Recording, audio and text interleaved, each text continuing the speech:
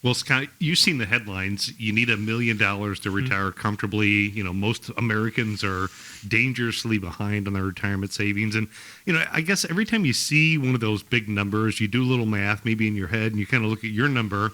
Maybe you feel a little bit behind. Maybe sometimes even people feel hopeless when you look at it.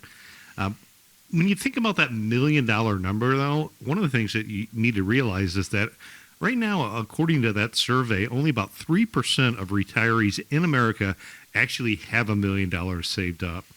So that means, again, 97% of people are living a real retirement right now today on less than $1 million. And so before you convince yourself that you need $1 million to retire comfortably, what I want to do is I'm going to kind of talk to you about how we build out the plans here at America's Retirement Headquarters and let you figure out how you should look at the overall retirement planning. And it's not necessarily just hitting some magical number. Well, Nolan, it's that magic number of $1 million, right? Everybody says, oh my gosh, I'm a millionaire. And I think it's the stigma of the $1 million, And when I've looked at, because we've talked several times here, when I look at for myself, I look at, is there a magic number that I need to get the income that's going to sustain me through retirement? And if that number is $1 million to some people, me personally, I don't look at it that way. Well, I think that's a good way to look at it. If I think about us up here in Northwest Ohio, what $1 million would do, and if you think about the average median household net worth is about $1.06 million, and that's including your home equity. And you think about the difference when we were talking earlier about my son in Florida and, Boca Raton, $1 million is not even barely the price of a house down there, let alone what you need to live on. And what you said, makes a lot of sense, because when you start thinking about the conversation differently and start thinking about it as far as not just chasing a bottom line balanced number, but start chasing income. It's one of the things that I talk about is really all roads lead to income in retirement time. So that's what you really want to kind of focus on. And that's how you're going to live your life in retirement. You don't wake up January 1st and say, I have $400,000 in my account. I'm good for the year. You think of it in terms of a paycheck. You think of it in terms of, here's what my monthly bills are. Here's the cash flow that I have. And that's how retirement works. It's, engineering a way to create paychecks that come consistently ongoing. And I think one of the things that you want to do is you want to first look at, how much income do you need? So you can do the old exercise and go through and add up what your expenses are, how much is your groceries, your household expenses, your healthcare. Another way to start simple is if you look at a general rule of thumb in our industry, they say you need somewhere about 70 to 80% of what your pre-retirement income was to maintain the same standard of living. So whatever your paycheck is, take 70 or 80% of that. I wonder how many people actually sit down and do that, because, it's kind of ironic with me heading into these numbers. I mean, these really mean a lot to me right now because of where I'm at. And I never really thought of that, because when I do the calculations, it's just like what you said, Nolan. I'm looking at, okay, here's my expenses for groceries. Here's my gas expenses. Here's my expenses to, dining or whatever we're doing. And in retirement, those change. I don't necessarily need to worry about filling the tank up. I just put $100 in here this past week, but I'm not going to be driving as much as I was when I was working. So I wonder how many people actually look at those numbers and say, gosh, 70% is all I need. Well, that's going to go a lot longer with the amount of money I've got saved up. Really can. And when you take and look at it that way, let's just say that your pre-retirement income was $100,000 a year. So now if you just use that general rule of thumb, you're talking $70,000 to $80,000 a year of income.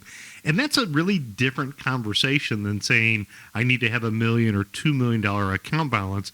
It's more about looking at a system that pays you that reliable month after month income for the rest of your lifetime.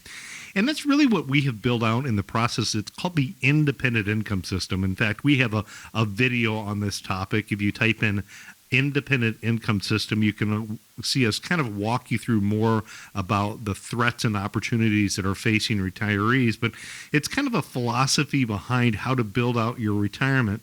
And it's about exploring some of the ways that you can structure this together to fund that lifestyle that you want, really for what could be decades to come in retirement time, 25, 30 years that you're going to need this income from.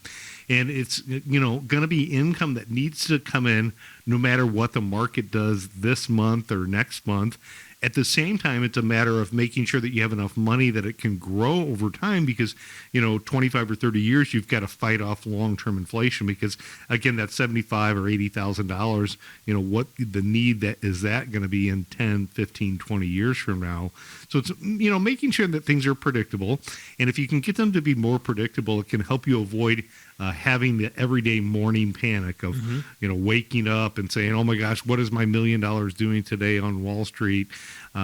One, I would say the way that you can do this is the first thing you want to do is layer in a floor of minimum income that you need.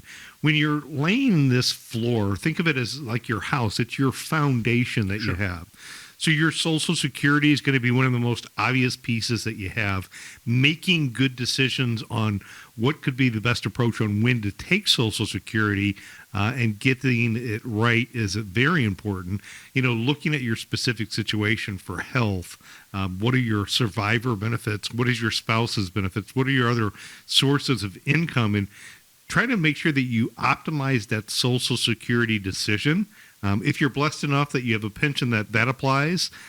Otherwise, if there's a gap between what your foundation needs are, you can transition and move some money over into an account.